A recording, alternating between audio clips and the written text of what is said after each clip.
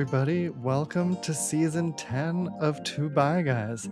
I can hardly believe it. We're going to reach episode 100 this season. And I think I'm going to do things a little differently. I know I always say that, it's always an experiment, but I'm just thinking this season takes a little bit different shape. And maybe I even stop doing seasons, because what is a season? And season 10 just continues and goes on and takes whatever shape it takes. I say that because I wanted to try something a little different today. I do have an interview coming soon, I promise you that, with Joshua Gebhardt. He is a counselor who specializes in mixed orientation couples. He wrote his dissertation on it. But in the meantime, something I've been working on lately for my own growth and personal development is slowing down and not doing too many things and not pushing work out just to be on a consistent time frame because the algorithm loves it, but actually to slow down and go at the pace that is right for me. I have felt lately that pushing stuff out when it's not really flowing out of me is not only unnecessary, but it actually jams things up and it doesn't create the best flow of information and of energy. And actually, if I slow down a little, more truth and authenticity will come through. So I will continue the interviews with Two Bye Guys, but they may come at a slightly slower pace. That said, I am doing lots of other kinds of work, and I figured I might as well share it here instead of it being so fragmented. So what I've been doing lately is a YouTube strategy. I've been putting video clips from Two Bye Guys onto YouTube. They were previously on Patreon only, and the full videos are still Patreon only, but I'm starting to put certain clips on YouTube. I've also been doing some explainer videos where I just talk to you about stuff I've learned and stuff I've been through. I share my experiences and some insights I've received and some insights I've gained through coaching other people through the same things. So I have now a series of about 5-minute short explainer videos on YouTube. There are probably a dozen there. And as I'm trying to grow the YouTube page, I'm just realizing, why shouldn't I share that content here as well? Because there are more listeners here, thanks to you for subscribing to the podcast over the years. There are more of you here than there are listening and watching on YouTube yet. And so I would love for you guys to check out the YouTube page so we can help that grow. But since you're here anyway, I figured I'd share the content because you might like it. So today I thought I would share 2 of those recent videos with you. The first one is titled "Do Not Come Out as Bisexual," trying to make these titles somewhat controversial. Stay tuned and listen. And then after that one, we'll have a little break. And then I'm going to play a video called "Are Pansexuals Just Rebranded Bisexuals?" Another clickbaity headline. Gotta feed the algorithm. But really, this video is about the differences and similarities between bisexuality and pansexuality. So let me know what you think of this format. Have you already heard these? Is this necessary or not? If you like these, you can go check out more on my YouTube page. You can subscribe there. Would you like me to expand on these even more? Should I do a podcast and just talk more? I don't know. I'm experimenting and exploring. You can always message me on social media at Two Bye Guys or at Robert Brooks Cohen. I always answer. Sometimes I forget to check for a few days, but I always answer. So let me know what you think. And here is the first video on why you should not come out as bisexual. Enjoy.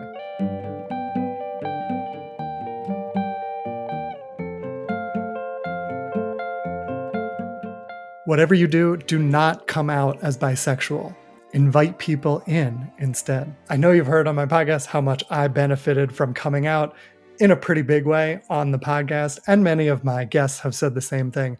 But I've reframed it lately, and it's been so much more helpful for my clients and for other people I talk to think of it as inviting people in instead of coming out. Coming out centers the other person, whereas inviting them in to know you better, it centers your autonomy. And you get to choose who earns access to your truth, not the other way around. You don't owe it to anyone to come out. I'll say that again. You don't owe it to anyone, not your parents or your family, not your closest friends. They have to earn your trust to come inside the circle. Sometimes coming out can feel like this performance you have to do for everyone, but inviting people in is more relational, and it makes sense to choose person by person who gets access. I heard this reframe about a year ago and it made so much sense to me. I love it. I wish I had known to invite people in instead of coming out in the first place. And whenever I tell coaching clients about this, it really helps them too, especially if they're in that process of starting to share their bisexuality or something else about themselves. And by the way, this goes for anything about your identity, not just sexuality. You get to choose who gets to know you, who you invite in. Inviting in is also a helpful reminder that this is not a binary decision. It's not one big grand gesture. At least it doesn't have to be if you don't want it to be. Whatever you call it, sharing your sexuality with other people is an evolution. It's a gradual disclosure process. It's something that's going to happen on an ongoing basis in your life, whether you make a big Facebook post or not. And it's helpful to think of it as inviting in. You're growing that inner circle of people who know the real you. And by the way, another thing, some of my clients and friends have been really stressed about the big grand disclosure. Sometimes you realize this about yourself and you think you have to tell everyone at once you know. You don't. You do not have to send a mass email. You do not have to write a big post on social media. You can tell who you want to tell when you're ready. And in fact, with many of the clients I've worked with, thinking of it this way takes away the pressure to tell everyone and opens up space to authentically and calmly bring in the people you want to bring in. And even if you think of it as inviting in, you still don't have to tell anyone. You get to choose who and when comes in. And withholding information for safety, it's not deception. It's self-protection. In some cases, it's physical protection, depending on where you live and who's around you. But in other cases, it's emotional protection. It's okay to protect your heart from people who might have a reaction that hurts you. Check in with where you are in the process. And if you're in a tender place still, you sometimes know who's not going to react well, and you can tell how that's going to feel. You don't have to do it. You can do it later when you're ready, or you can do it never. That's fine too. Inviting in also puts more of the onus on the other person rather than all on you, because then they have to decide how they're going to show up once they're invited into your home, so to speak. Once you come out, you're out. It's done. When you invite in, you can push people out at any time. And so it's an invitation for them to be sensitive and caring and ask thoughtful questions rather than making assumptions. If you're wondering if you should come out or not, don't. If you're wondering if you should invite someone in or not, check in with yourself. Do you feel safe? Do you feel ready and supported? Are you doing this out of pressure because you think you should or you have to? And then just sit with it and ask if you really want to. If you don't want to, don't. But if you feel ready and if you do invite people in, it can be a beautiful connection and they can get to know the real you, and you can open a door for them to invite you in to know the real them. When I started inviting people in, I learned a lot about other people that I had not known, that I was surprised about. And I'm so grateful I opened up and was vulnerable so that I could get to know them better too. What do you think? Have you come out of the closet? Do you even like that closet analogy? Because I hate it. Most people hate it. Or have you been inviting people in? Or when have you chosen not to? Share in the comments. I'm curious. Thanks for listening. I'm Rob from Two Bye Guys. Buy one, bye guy.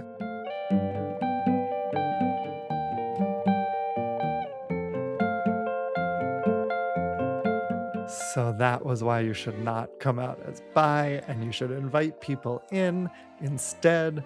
I love sharing my sexuality with people, but it is such a lovely reframe to invite people in. Okay, in a moment, I will share the next video about bisexuality versus pansexuality. By the way, I also wanted to share that I just finished a group coaching cohort. If you're on my email list, you might already know about this, but I ran a 6-week group coaching cohort. It was 6 queer guys. And I just wanted to share how amazing it was and really transformative for the guys involved.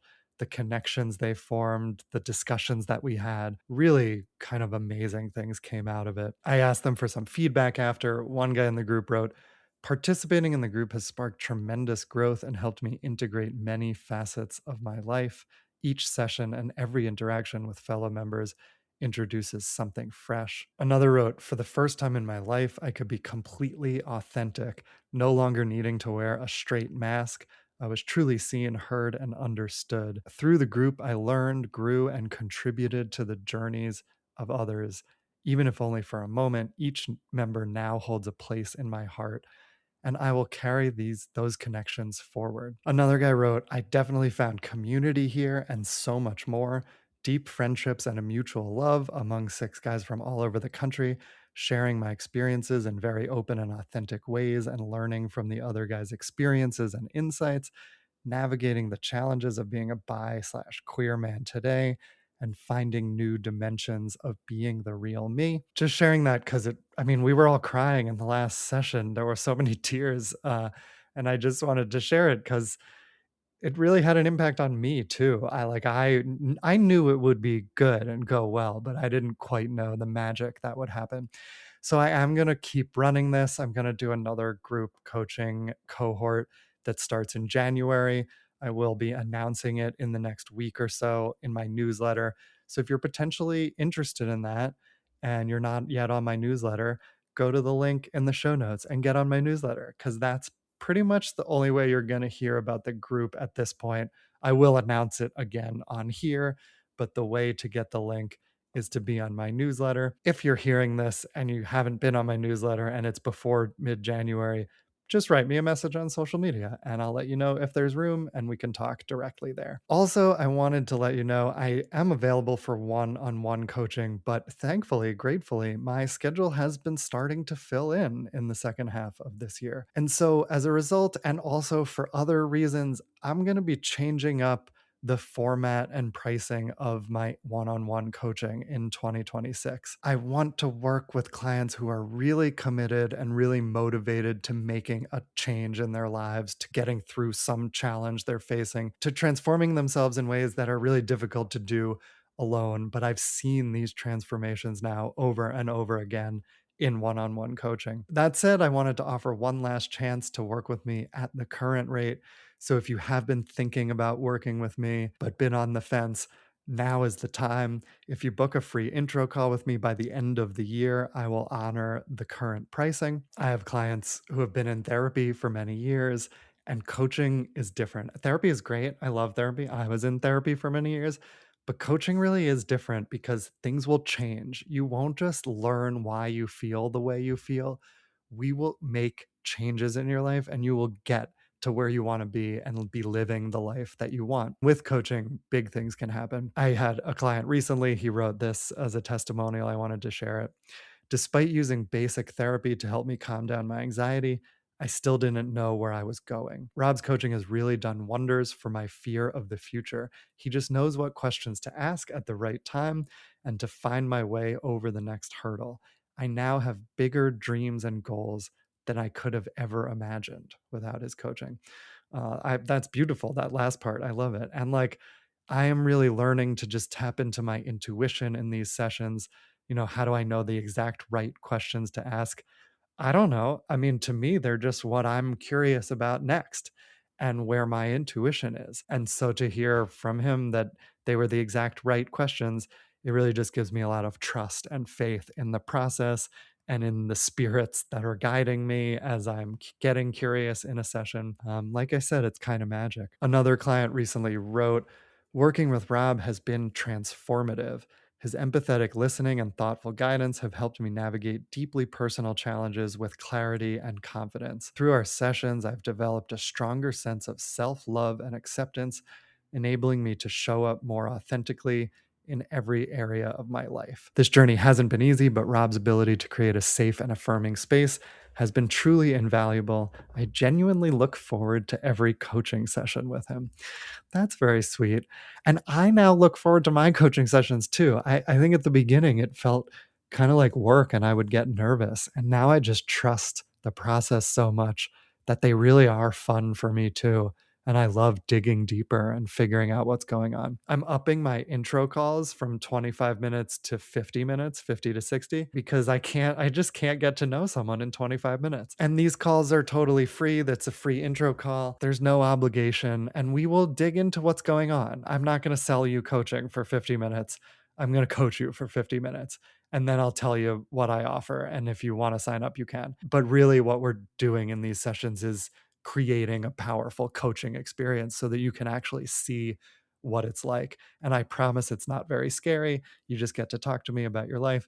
It's fun. Okay, that's all I'm going to say about coaching. Thank you for bearing with me. I won't do these plugs all the time in every episode, but since things are kind of changing and shifting for me, I wanted to give you all the update and give you the chance to sign up before the rates go up. More new stuff is probably coming in 2026 too, because I've been in a season of transformation. But like I said, I'm slowing things down one step at a time. So stay tuned for more, subscribe to the newsletter. And now here is another YouTube video. It's about the difference between pansexuality and bisexuality. So here we go. Here's the next video. Enjoy.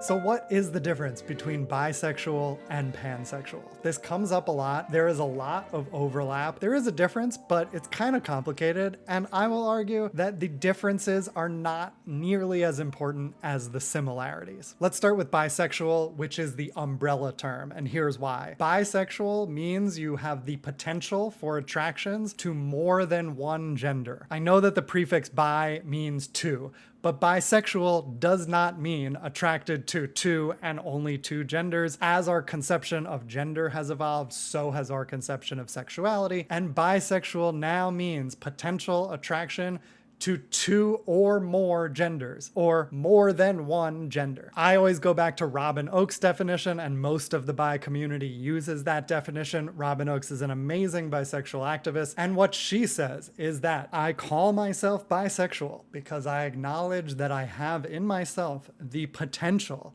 to be attracted romantically and or sexually to people of more than one gender, not necessarily at the same time, not necessarily in the same way, and not necessarily to the same degree. I love this definition for many reasons. She says, I call myself bisexual, not you should call yourself bisexual, because it's really a self-identification. You have to decide for yourself, and if you don't think you're bisexual, then you're not. She also separates romantic and or sexual attraction, because your potential to be attracted to other genders can be romantic, sexual, both, and all of that is valid. Some people are romantically attracted to one gender, but sexually attracted to more than one gender. That counts as bisexual. She also specifies that your attractions to different genders do not have to necessarily happen at the same time, in the same way, or to the same degree. There's kind of a myth that bisexuality means you're 50-50 attracted to men and women exactly the same way. For most bi people, that is not true. And for many bi people, they're attracted to different genders in different ways, at different times, to different degrees, and that's normal. Bisexuality is an umbrella term. We tend to call it these days the bi plus umbrella.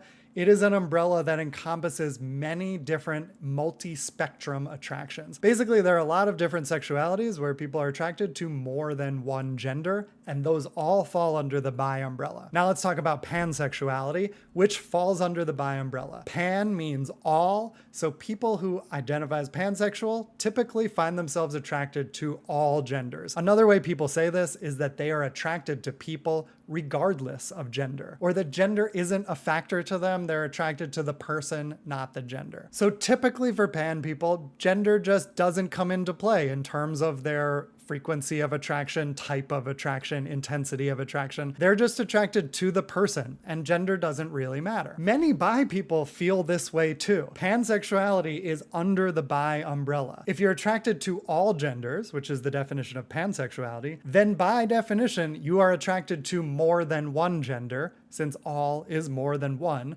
and therefore you also fall under the bi umbrella. So there is a ton of overlap among bi and pan. Many bi people I know fit the definition of pan too, and they choose the word bi for many different reasons.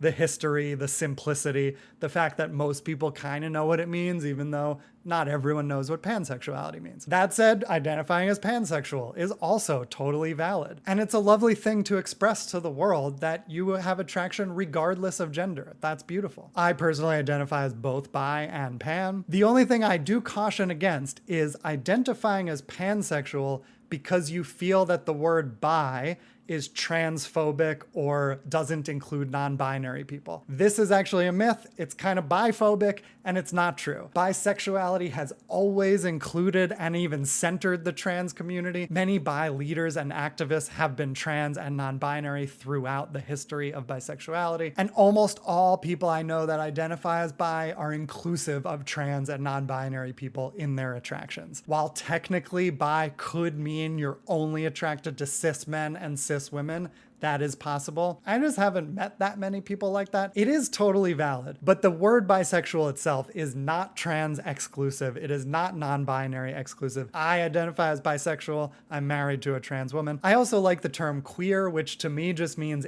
anything that's not straight. And this could be on all different spectrums. That's a whole other topic to get into the history of the word queer, but that is a more inclusive term that I like to use lately. It connects the entire queer community, and we have so much in common. Same with bi and pan. A lot of fuss is made over the difference between bi and pan, and while it is interesting and somewhat important, the differences to me pale in comparison to the similarities. All of us, bi, pan, and everything else under the umbrella, are attracted to more than one gender. We have non-monosexual attraction, monosexual being attracted to one gender. And that unites us and is different than most of the world.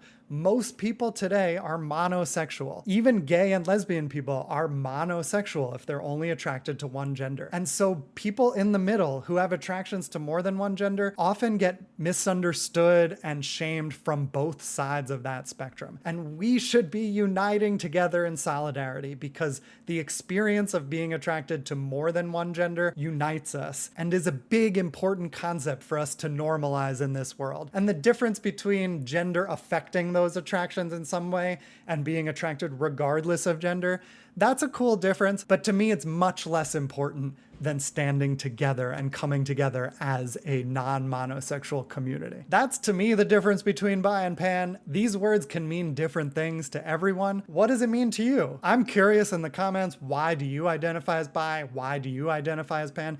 Do you identify differently depending on the people you're with or the setting you're in? Let me know in the comments. I'm curious. Let's talk about it. Thanks for listening. I'm Rob. I host Two Bi Guys by One Bi Guy. You can listen to the podcast for lots more stuff like this. And if you have questions, let me know. I'll answer them. Bye-bye.